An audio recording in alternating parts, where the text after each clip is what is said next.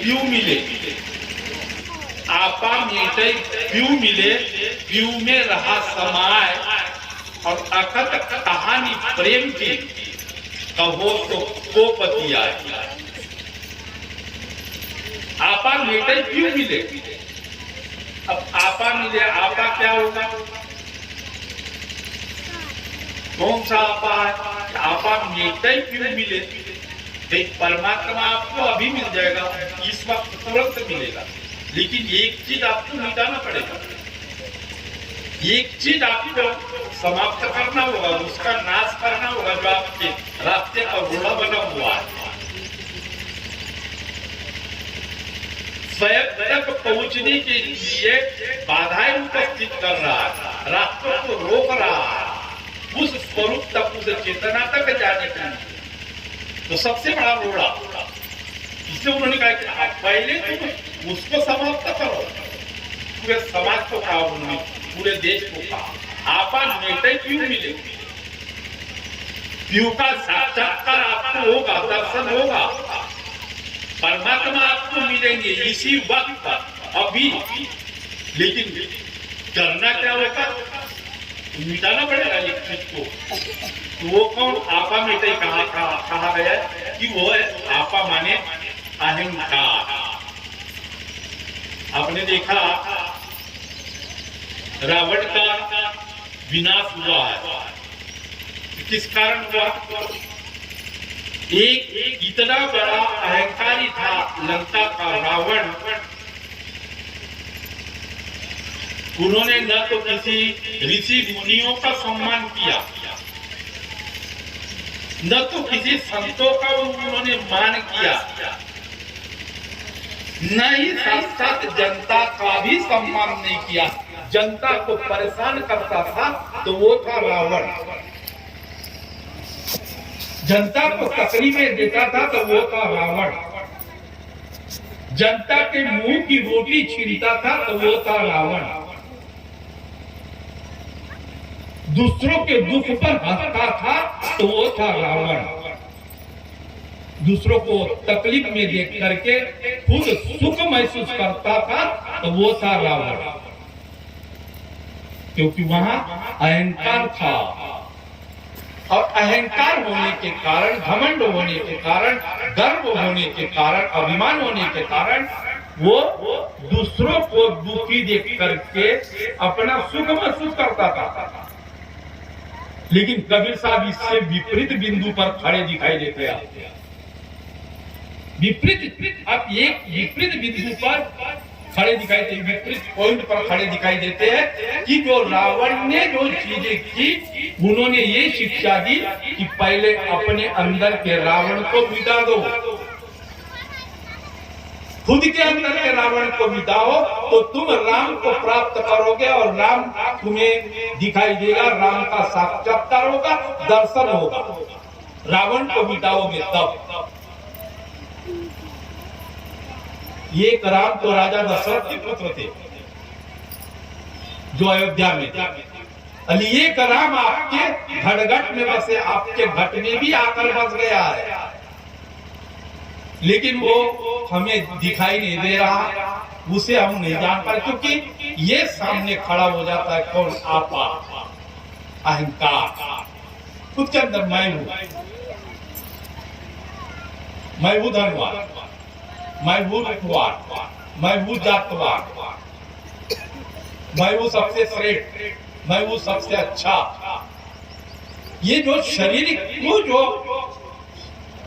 देख करके जो अपने आप पर अहंकार करता है, वो सारे के सारे उसे अंदर में जाने के लिए बाधा हो रहा है उसका। और राम के अंदर ये चीजें नहीं थी, वहां नम्रता थी, विनम्रता थी, करने को अधीनता, डूबन को अभिमान। उन्होंने कहा, दूसरी भी साथी कही है कि लघुता से प्रभुता मिले और प्रभुता से प्रभु दूर, और चीटी शक्कर ले चली हाथी के सिर दूर। तरने देने को हरि नाम है, लेने को गुरु नाम, और करने को है आधीनता, गुणन को अभिमान। आप मंदिर में जाते हैं तो मत्था टेकते हो, मत्था टेकते हो ना, क्यों मत्था टेकते हो? और नहीं टेकोगे मंदिर में चले जाओगे दर्शन करने के लिए, नहीं टेका तुमने, वही से आ गए मैं दर्शन करके। तो जो अहंकार है, किसी भी आप कहीं भी जाते हो तो आपकी ग्रहण करने की जो क्षमता होती है अहंकार खत्म कर देता है, क्योंकि आप स्वयं को सबसे श्रेष्ठ मान रहे हो, अच्छे मान रहे हो। इसलिए ज्ञान की जो बातें हैं या अच्छे विचार है उस व्यक्ति के अंदर प्रवेश नहीं कर पाते, वो उसे ग्रहण नहीं कर पाता। क्योंकि आपने ये देखा होगा, आप लेडीजों को देखते हो, जब भी पानी के लिए स्त्री जाती है तो क्या करती है वो? सबसे पहले अपने घर के जो बर्तन होता है, गुंडी होता है, चंबुक होता है, उसको मांझ लेती है। पुराना जो पानी था उसको गिरा देगी या कहीं डाल देगी, और उसे पहले मलेगी, घसेगी, सफाई करेगी उसकी, तब हैंडपंप पर जाती है खाली घड़ा लेकर के, और तब वहां का ताजा जल लेकर के घर आती है। कि घड़े को भर कर ले जाती है, मान के चलो घड़ा भर करके वो बासी पानी हम रात का उठाए, सर पर लो, हैंडपंप पर चले जाओ और उसी में पानी भरना शुरू करो, तो क्या होता है? ओवरलोड होता है, पानी बाहर फेंकाता है। घड़ा भर के ले गए आप और भरे हुए घड़े में पानी भरने लगे तो वो ओवरलोड होता है, पानी फेंकाता चला जाता है, और उधर से जो हमको अच्छा जल ला जाता है वो जल नहीं लेकर पाओ, क्योंकि उसके अंदर तो जाएगा ही नहीं, क्योंकि खुद ही भरा हुआ घड़ा। ऐसे ही किसी व्यक्ति के अंदर यदि अहंकार जिस समय आता है तो वो समय किसी महापुरुष की वाणी या किसी की ज्ञान की बात या कोई भी अंदर प्रवेश नहीं कर पाती, बाहर फेंकाती है, ओवरलोड होती है। इसलिए भगवान राम ने इतने बड़े रावण पर विजय हासिल की है, तो जहां से घर से निकलने के बाद चरण पखारते हुए गए हैं ऋषि मुनियों के, और जहां से भी उन्होंने जिनके चरण पखारे, चरण धोए, पैर धोए और अपने माथे पर 2 बूंद डाले हैं, तो वहां उनको भगवान श्री राम को हथियार मिले, ज्ञान मिला। उन मुनियों से जो शिक्षा प्राप्त की थी, जो त्याग के द्वारा, तपस्या के द्वारा जो हासिल किया था, वो भगवान श्री राम को देते चले गए। और ऐसी ग्रहण करते करते करते करते सारे ऋषि मुनियों के पास से लास्ट में लंका पहुंचते, तब विजय हासिल करते भगवान श्री राम रावण पर। अब वही रावण वही राम मान के चलो कि हमारे अंदर हम लेते हैं, हमारे अंदर भी 2 मानसिकता ऐसी रहती है हमेशा।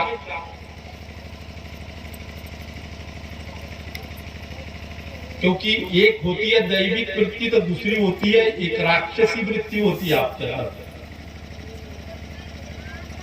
एक दैवी वृत्ति जो आपको सतोगुण की तरफ ले जाती है, जो मोक्ष की तरफ ले जाती है, जो अच्छाइयों की तरफ ले जाती है। एक होती है तमोगुणी वृत्ति जो आपको पतन की तरफ ले जाती है, अधोगति की तरफ ले जाती है, आपको उन्नति की तरफ जाने से रोकती है, तो वो है आपकी राक्षसी वृत्ति। अब इस राक्षसी वृत्ति पर जब हम या वो विचार जब हमारे अंदर आते, आपके अंदर देख लेना, जब भी क्रोध आता है तो क्या करते हैं आप? बेटे को या बेटी को दे मार, बेटा हो या बेटी हो, लकड़ी उठाई या मुक्का दे दो चारों। लेकिन नहीं, हम उसके समर्थक नहीं है मारपीट के, क्योंकि भूल की आपने, उसने गलती की, बेटे ने छोटा था, बच्चा था, और आपने उसको मारा, तो आपने बहुत बड़ी भूल की, गलती की। मारना नहीं, बल्कि उसे समझा दो कि बेटा, आपके पास ज्ञान है, आपके पास जीवन का अनुभव है, उसके अंदर वो भरो आप उस समय कि बेटा ऐसा नहीं करना था, ये ऐसा करो। उसको उन चीजों को समझाते हुए चले जाओ तो आपका बेटा एक ऐसा व्यक्ति, समझदार व्यक्ति बनेगा। और आपने वो न करके उसको वही समय ठोक दिया, मार दिए, तो समझ लो मारपीट के द्वारा जो आपका बेटा बनेगा तो वो गेंड बनेगा, बहुत गेंड। फिर तो उस पर आप लाठी भी 2-4 मारोगे बड़ा होने के बाद तो असर पड़ेगा नहीं, किधर मारा है बाप ने किधर नहीं, गेंड बनेगा। और ज्यादा तुम लाड़ प्यार में पालोगे तो वो भी कोड़ी बनता है, वो भी कोड़ी बनेगा। बहुत ज्यादा लाड़ प्यार, बहुत ज्यादा दुलार करोगे आप बेटा प्यार भी नहीं तो ज्यादा उसको मारपीट भी नहीं, आपकी समझ, आपका विवेक, आपका ज्ञान उस बेटे में भरना पड़ेगा। उसको समझाते आप चले जाओ तो मार्गदर्शन करते जाओ तो बेटा भी एक आपका बेटा बन जाएगा, अच्छा बेटा बन जाएगा। तो ये हमारे अंदर दो जो राक्षसी जो वृत्ति है, एक राक्षसी दूसरी दैवी। अब राक्षसी वृत्ति आपको राक्षस बनाती है, रावण बनाती है, और आपके अंदर के चेतन राम जो बैठा है हमारे अंदर, उस गहराई में, गहराई तक जाने ही नहीं देता। आपने कभी कभी देखा होगा, सबसे पहले आप किसी को देखते हैं तो आपकी आंखें देखते हैं। हमें आप देखा है, हमने आपको देखा है। देखने के बाद हमारे मन के अंदर एक विचार उत्पन्न होता है। किसी को भी आपने देखा, आपने नजर डाली, और नजर डालने के बाद आपके मन के अंदर एक विचार उत्पन्न होता है। अब वो विचार कैसा है,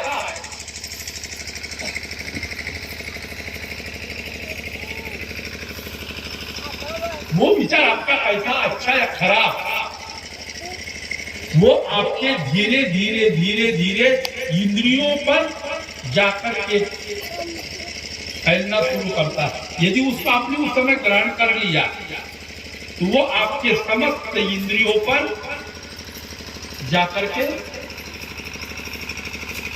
एक ही लहर, ज्यादा नहीं लगती है, एक लहर, क्रोध की लहर उठी है और उस पर आपने नियंत्रण नहीं किया। क्रोध उठा लेकिन उसको आपने समझा नहीं। आपके अंदर जो क्रोध ऐसी शक्ति है, सबसे बड़ी विध्वंसक शक्ति है, तो आपके लिए सबसे बड़ी फायदेमंद भी है, लेकिन आप उसका प्रयोग इस्तेमाल करना आता हो तो, जैसे आपके पास में बाण हो बहुत सारे तर्कस में, लेकिन उसका हम इस्तेमाल धनुष ही चलाना न जानते हो तो बाण क्या काम। हमारे अंदर प्रकृति ने सारी शक्तियां भर दी, लेकिन उस शक्तियों को हम जानते ही नहीं, तो हमारे अंदर की शक्तियां क्या काम। और थोड़ा बहुत जानते भी है तो उसका प्रयोग करना, इस्तेमाल करना हम नहीं जानते, तो क्या काम किया, कोई काम की नहीं होती। इसलिए वो हर व्यक्ति भी भटक जाता है, अपने लक्ष्य तक नहीं पहुंच पाता। एक मैंने कहा, ये उदाहरण दिया कि कोई भी आपके अंदर मान के चलो एक क्रोध की लहर उठ गई, क्रोध उठ गया, आ गया क्रोध किसी व्यक्ति के प्रति, किसी स्त्री के प्रति या किसी के प्रति, उस समय आप क्या करते हैं, पूरे शरीर पर, मन के अंदर उठाता, हल्की सी हल्का सा स्पंदन था उस समय, हल्की सी तरंग थी उस समय। लेकिन जब वही तरंग, वही स्पंदन, वही क्रोध का हल्का सा विचार हमने उस समय उसको नहीं रोका तो धीरे धीरे क्या करता है वो, पहले तो था मन के अंदर था, मानसिकता में था वो। मानसिकता का कोई पाप नहीं होता है, मन में तो कोई भी, किसी के अंदर भी, बड़े बड़े महापुरुषों के अंदर भी विचार उठते हैं, लेकिन इंद्रियों पर जाकर के जब प्रवेश करते, इंद्रियों में, सारे इंद्रियों में प्रवेश करते, और जब कर्म कर बैठता है वो गलत या सही, तब उसका कर्म माना जाता है। मन के अंदर उठा, मानसिकता नहीं उठा, मन के अंदर